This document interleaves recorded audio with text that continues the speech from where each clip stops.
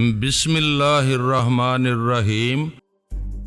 احساس ابھرا تھا کہ میرا تعاقب ہو رہا ہے، لیکن اس وقت میرے عقب میں کئی گاڑیاں تھیں، اس لیے میں واضح طور پر کوئی فیصلہ نہیں کر سکا تھا۔ اور پھر سفید رنگ تو بہت عام ہے، لیکن اس وقت میرے پیچھے وہ اکیلی ہی گاڑی تھی اور فاصلہ گو کہ خاصا تھا، لیکن میری نامعلوم حس مجھے بتا رہی تھی کہ وہ میرے ہی تعاقب میں ہے۔ میں نے رفتار کم کی تو اس کی رفتار بھی کم ہو گئی اور یوں فاصلہ برقرار رہا۔ میں عقب نما آئینے میں اس کے ڈرائیور کی صورت دیکھنا چاہتا تھا۔ پہلے فوارے سے موڑنے کے بعد میں نے گاڑی 2-3 سیکنڈ کے لیے روک ہی لی، اور جب مجھے اندازہ ہو گیا کہ وہ سفید گاڑی بھی موڑ تک پہنچ چکی ہوگی تو میں نے اپنی گاڑی آگے بڑھا دی۔ اب وہ گاڑی میرے عقب میں موڑ پر نمودار ہوئی تو ہمارے درمیان زیادہ فاصلہ نہیں تھا۔ عقب نما آئینے میں عکس بے شک بہت چھوٹا نظر آتا تھا، لیکن پچھلی گاڑی کے ڈرائیور کو بہرحال اب میں پہچان سکتا تھا، اور اسے پہچان کر میں گہری سانس لے کر رہ گیا۔ وہ ٹونی تھا،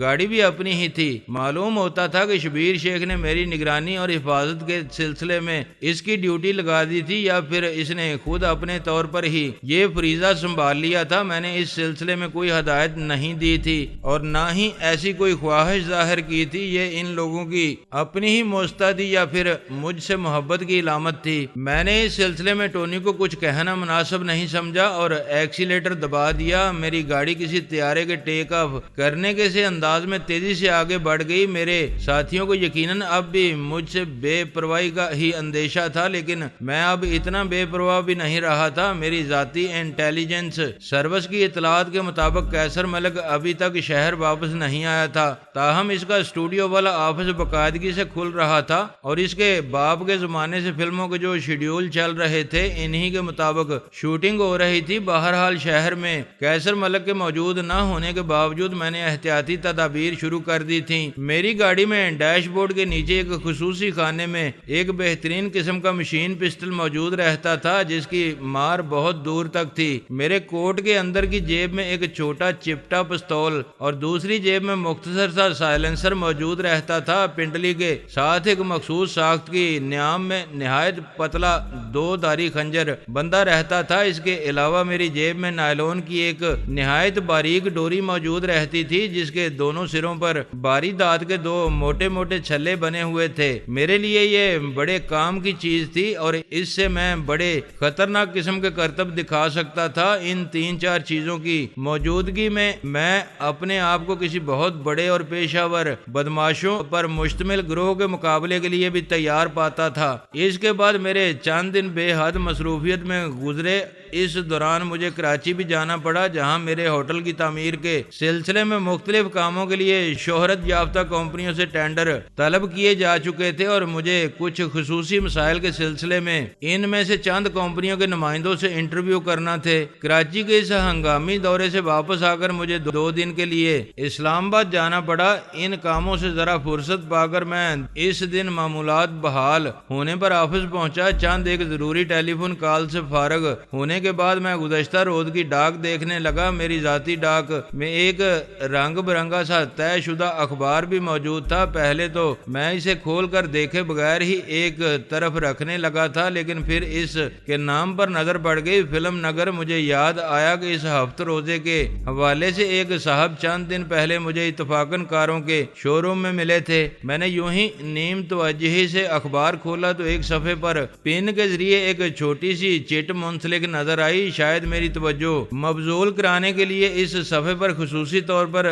فلیگ لگایا گیا تھا۔ میں نے وہ صفحہ کھول کر نظر دوڑائی تو جلد ہی معلوم ہو گیا کہ اس صفحے پر فلیگ کیوں لگایا گیا تھا۔ اس صفحے پر 3 کالمی اور خاصی جلی سرخی کے ساتھ میرے بارے میں خبر چھپی ہوئی تھی، اور اس طرف بھی توجہ دلانے کے لیے سرخ قلم سے حاشیہ لگایا گیا تھا۔ معلوم ہوتا تھا کہ رحمت علی رشک نے بذات خود اخبار مجھے بھیجنے کے لیے خصوصی اہتمام کیا تھا۔ سرخی تھی: ملک کے ممتاز صنعت کار اور تاجر محمد افضل چودھری نے فلمی دنیا کی تیسرے درجے کی ناکام رقاصہ ہنی کو نئی بیش قیمت کار لے دی۔ نیچے خوب نمک مرچ لگا کر اس واقعے کو بیان کیا گیا تھا کہ پچھلے دنوں کس طرح سیٹھ محمد افضل چودھری صاحب ناکام اور بدنام رقاصہ ہنی کے ساتھ کاروں کے ایک بڑے شو روم میں آئے، اور انہوں نے ناز و ادا دکھاتی ہوئی ہنی کو بڑے پیار سے ایک بیش قیمت کار کار خرید کر دی۔ شو روم میں ہونے والے میرے اور ہنی کے محض 2-3 مکالموں کو بنیاد بنا کر خبر کو طول دینے کی حتی الامکان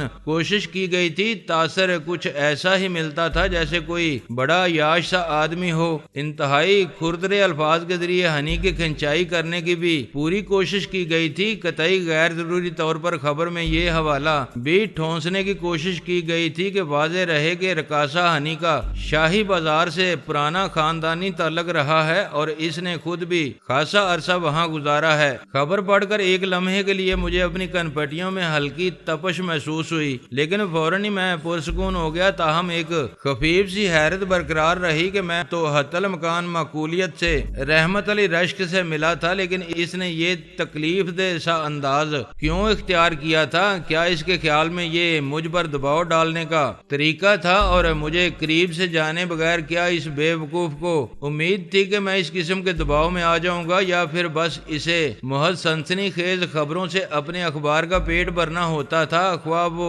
خبریں کہیں سے بھی ملیں، کسی بھی ذریعے سے ملیں، خواہ کتنی ہی غیر مصدقہ ہوں اور خواہ ان میں کتنا ہی مرچ مسالہ لگانا پڑے، مجھے یہ غور و خوض قطعی بیکار محسوس ہوا۔ میں نے اخبار پھاڑ کر ردی کی ٹوکری میں پھینک دیا اور باقی ڈاک دیکھنے لگا۔ کچھ دیر بعد میں اس بات کو بالکل بھول گیا، لیکن لوگ شاید نہیں چاہتے تھے کہ میں اس بات کو بھولوں۔ تقریباً 1 گھنٹے بعد آفاق کا فون آیا۔ سر، آپ کو ڈاک میں ہفت روزہ فلم نگر تو نہیں ملا؟ اس نے سرسری سے لہجے میں پوچھا۔ ملا ہے، میں نے سرسری سے لہجے میں جواب دیا۔ مجھے یہی توقع تھی۔ اس نے ہلکا سا کہہ لگایا۔ اس شخص کا طریقہ واردات یہی ہے۔ میں تو اسے خاصے دوستانہ انداز میں ملا تھا اور میں نے اسے ایک بار پھر تم سے ملنے کی ہدایت کی تھی، لیکن معلوم ہوتا ہے تم نے اس بار بھی اسے گھاس نہیں ڈالی جس کی خار اس نے مجھ پر نکالی ہے۔ میں نے خیال ظاہر کیا۔ گھاس تو ہم اسے ڈالتے رہتے ہیں سر، لیکن شاید اتنی نہیں ڈالتے جتنی وہ چاہتا ہے۔ آفاق بولا، میں اسے خاصے عرصے سے جانتا ہوں سر۔ اس کے اخبار کی قطعاً کوئی قابل ذکر اشاعت نہیں ہے، معمولی سا اخبار ہے، لیکن اتنا ضرور ہے کہ بدریہ ڈاک فلمی دنیا کی ہر قابل ذکر شخصیت کو جاتا ہے۔ چنانچہ جب کسی ایک شخصیت کے متعلق اس میں کوئی خبر چھپتی ہے تو ملاقات ہونے پر دوسرے بہت سے لوگ اس کا تذکرہ کرتے ہیں، استفسار کرتے ہیں۔ اسے مذکورہ شخص گھبرا جاتا ہے کہ معلوم نہیں وہ دنیا میں کتنا بدنام ہو گیا ہے۔ آپ پریشان تو نہیں ہوئے خبر پڑھ کر؟ میں ہنس دیا۔ اگر میں اتنی چھوٹی چھوٹی باتوں سے پریشان ہونے لگوں تو پھر میں کر چکا بزنس وہ اخبار پرزوں کی صورت میں میری ردی کی ٹوکری میں پڑا ہے۔ بہت خوب، وہ مطمئن لہجے میں بولا۔ میں آپ کو بتانا یہ چاہ رہا تھا کہ اس اخبار میں اپنے فلموں کے اشتہار دے کر ہمیں کوئی خاص فائدہ تو ہوتا نہیں، اور ابھی ہماری فلمیں ریلیز کے مرحلے سے بھی بہت دور ہیں۔ اس کے باوجود ہم محض اس اخبار کی سرپرستی اور بلا امتیاز ہر چھوٹے بڑے اخبار اور رسالے سے تعلقات بہتر رکھنے کی پالیسی کے تحت اسے بھی تھوڑے بہت اشتہارات ریلیز کرتے رہتے ہیں، لیکن رحمت علی رشک کچھ زیادہ ہی لمبے فوائد چاہتا ہے۔ اس کے مطالبات کچھ زیادہ ہی بڑھتے جا رہے تھے اور ان کا تعلق اب اخبار کے بجائے اس کی اپنی ذات سے ہوتا جا رہا تھا، اس لیے میں نے اسے نظر انداز کرنا شروع کر دیا تھا۔ ٹھیک ہے، جو تم مناسب سمجھو وہ کرو، میں نے قدرے عدم دلچسپی سے کہا۔ آپ اگر مناسب سمجھے تو اس کا دماغ درست کرنے کا کچھ بندوبست کیا جائے، آپ کا تو ایک اشارہ ہی کافی ہوگا۔ آفاق پرتجسس سے لہجے میں بولا۔ ارے نہیں بھائی، مجھے ہنسی آ گئی۔ ہمارے معمولات میں ان چھوٹے موٹے کاموں کی گنجائش نہیں، اسے اپنا کام کیے جانے دو، ہم اپنا کام کرتے رہیں گے۔ البتہ ایک کام ضرور کرنا، اب تک جو تھوڑے بہت اشتہارات اس کے اخبار کے لیے ریلیز ہوتے رہے ہیں یا آئندہ جو کچھ بھی دینے کا ارادہ تھا وہ سب بند کر دو۔ آئندہ کے لیے اس اخبار کو اپنی تشہیری مہم کی فہرست سے قطعی طور پر خارج کر دو۔ میری کوشش اور خواہش تو یہی ہوتی ہے کہ ہمارے اداروں سے زیادہ لوگوں کو فیض پہنچے، کسی کو بھی کوئی شکوہ نہ ہو، لیکن اس شخص سے اگر اب بھی ہم نے مہربانی کا سلوک جاری رکھا یا نوازشات میں اضافہ کیا تو اسے یقین ہو جائے گا کہ ہم بلیک میل ہو گئے ہیں۔ اسے یہ تاثر کسی قیمت پر نہیں ملنا چاہیے۔ اوکے سر، آفاق مستعدی سے بولا۔ میں تو خود یہی چاہتا تھا، آپ سے اس کی تصدیق ہو گئی تو اور بھی اچھا ہو گیا۔ یہ گویا اس کے دل کی بات تھی۔ سلسلہ منقطع کر کے میں نے باہر کی پارٹیوں کے مزید صرف 2 ہی خط پڑے تھے کہ انٹرکام کا بزر ایک بار پھر بول اٹھا۔ کیتھرین نے بتایا، ہنی نام کی کوئی خاتون مجھ سے بات کرنا چاہتی ہے۔ ملاؤ، میں نے طویل سانس لیتے ہوئے کرسی کے پشتے سے ٹیک لگا کر کہا۔ میں نے ٹیلی فون کا ریسیور اٹھا کر کان سے لگایا تو ہنی کی مترنم آواز سنائی دی۔ کیسے ہیں آپ؟ بالکل ٹھیک، تم سناؤ، لیکن پہلے میں معذرت کر لوں کہ زبردست مصروفیت کی وجہ سے میں تم سے ملنا تو درکنار فون بھی نہیں کر سکا۔ حقیقتاً معذرت خواہی کے جذبے کے ساتھ کہا، تم سے گزشتہ ملاقات کے بعد باقاعدہ کرینے سے میں آج ہی آفس آیا ہوں۔ مجھے معلوم ہے میں فون کرتی رہی ہوں، مجھے آپ کی مصروفیات کا پتہ چلتا رہا ہے۔ اس کے لہجے میں نہ جانے کیوں ہلکی سی افسردگی کی جھلک تھی۔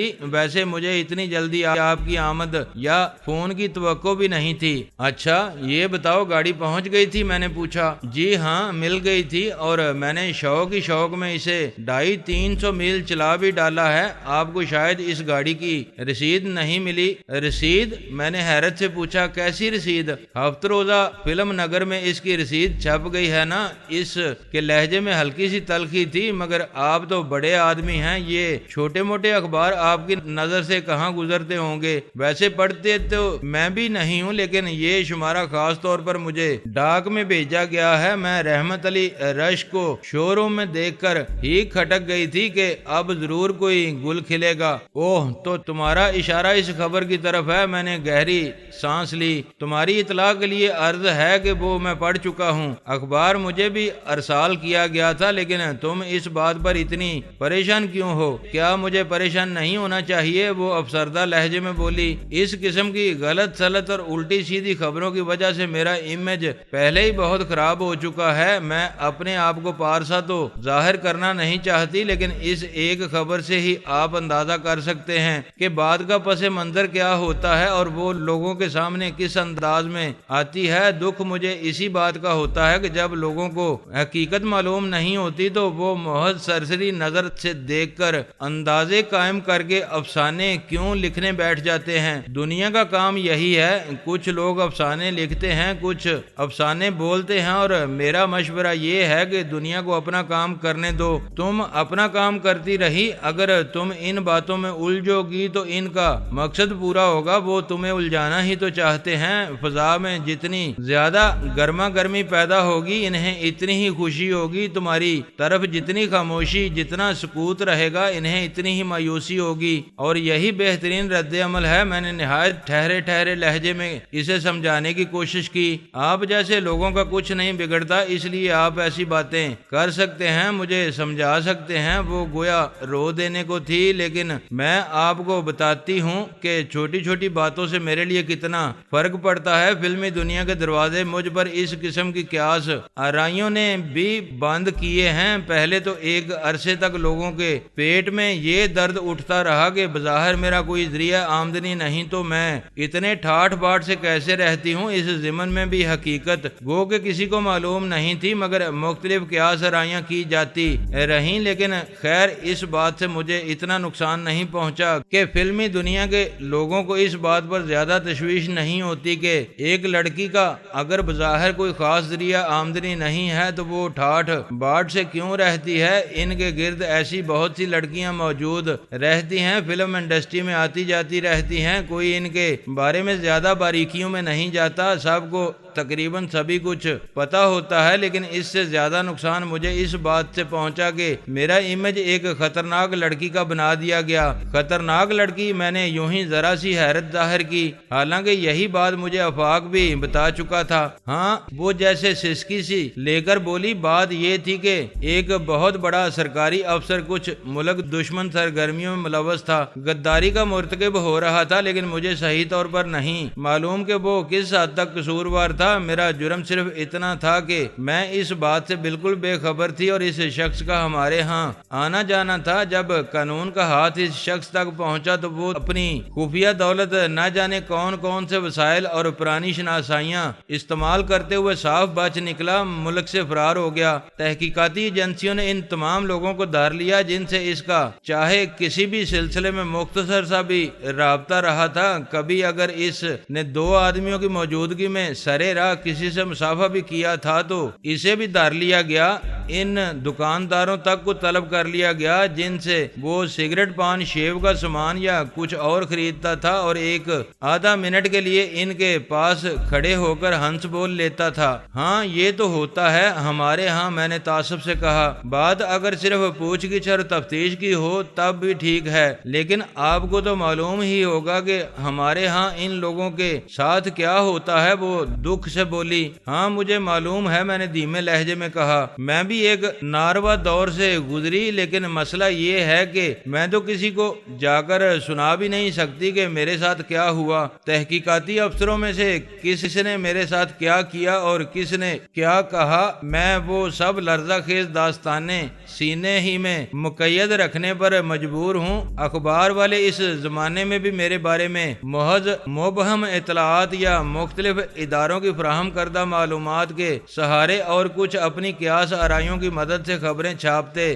رہے۔ کچھ میرا چہرہ بھی فوٹو جینک ہے، اخبار میں تصویر اچھی آتی ہے، اس لیے اگر قارئین تک پہنچانے کے لیے کوئی بات نہیں ہوتی تھی تب بھی لفاظی پر مشتمل کوئی نہ کوئی خبر بنا کر میرے ساتھ تصویر ضرور لگا دی جاتی تھی۔ در حقیقت کسی بھی لکھنے والے کی مجھ تک رسائی ہونے ہی نہیں دی گئی تھی۔ کوئی مجھ سے بھی پوچھ لیتا تاکہ آخر مجھ پر کیا گزری، اور اگر کوئی آ بھی جاتا تو میں یقیناً اسے کچھ بتا بھی نہ پاتی، اور اگر بعد میں بتاتی بھی تو چھاپ کون سکتا تھا؟ کوئی بھی نہیں۔ سب کو اسی معاشرے میں رہنا ہے، نوکری بھی کرنی ہے، روٹی بھی کمانی ہے، بچوں کا پیٹ بھی پالنا ہے اور زندہ بھی رہنا ہے۔ اس کی باتوں نے ایک لمحے کے لیے مجھے سون سا کر دیا۔ پہلی ملاقات میں سطحی اور سستی سی نظر آنے والی وہ لڑکی اپنے سینے میں جانے کیا کیا بید، کیا کیا تلخیاں، کیسے کیسے انگارے چھپائے بیٹھی تھی۔ پھر تمہارا چھٹکارا کیوں کر ہوا؟ میں نے سرگوشی نما لہجے میں پوچھا۔ اس دنیا میں کچھ اچھے لوگ بھی باقی ہیں، اور خصوصاً ہمارا معاشرہ تو شاید انہی کی وجہ سے قائم ہے، ورنہ ہمارا یہ سماجی ڈھانچہ شاید بہت پہلے زمین بوس ہو چکا ہوتا۔ ایسے ہی ایک آدمی نے مجھے اس عذاب سے نجات دلائی، وہ شخص اب دنیا میں نہیں ہے۔ میں مرتے دم تک اس کی شکر گزار رہوں گی، حالانکہ وہ بھی اسی مشنری کا ایک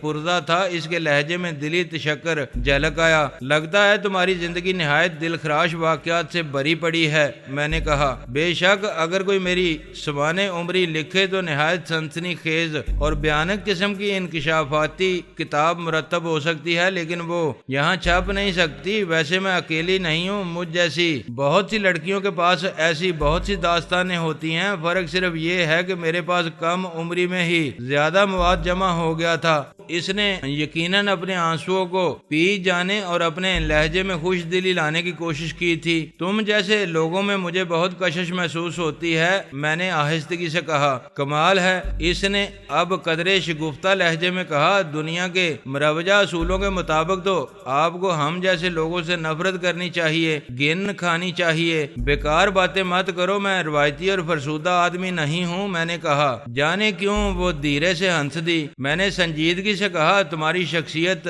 زمین کی طرح طے در طے ہے اور اندر کچھ بھی نہیں ہے۔ اس نے کھوکھلا سا قہقہ لگایا۔ اور اگر کاٹتے جاؤ تو آنکھوں میں پانی ہی پانی۔ وہ شاید اب اپنی تلخی کو بلانے کی کوشش کر رہی تھی۔ میں ایک لمحے کے لیے خاموش رہا، تب وہ جیسے چونکتے ہوئے بولی، بات کہاں سے کہاں چلی گئی؟ میں نے آپ سے یہ پوچھنے کے لیے فون کیا تھا کہ مجھے کیا کرنا چاہیے۔ کس سلسلے میں؟ میں نے چونک کر پوچھا۔ ارے آپ اتنی جلدی بھول گئے؟ وہ حیرت سے بولی۔ اسی خبر کے سلسلے میں۔ کرنا کیا ہے اس بارے؟ میں نے حیرت کا اظہار کیا۔ ارے بھائی، اس اخبار کو طے کر کے ایک طرف رکھو، بلکہ بہتر ہوگا کہ میری طرح اس کے پردے کر کے ردی کی ٹوکری میں ڈالو، اور جو کام پہلے کر رہی تھی آرام سے دوبارہ اسی میں مصروف ہو جاؤ۔ اس کو بھول جاؤ، ذہن سے جھٹک دو۔ اچھا، وہ جیسے میرے لہجے سے تقویت پاتے ہوئے بولی۔ آپ کہتے ہیں تو ایسا ہی کرنے کی کوشش کرتی ہوں۔ ٹھیک ہے، پھر کسی دن ملاقات ہوگی، خدا حافظ۔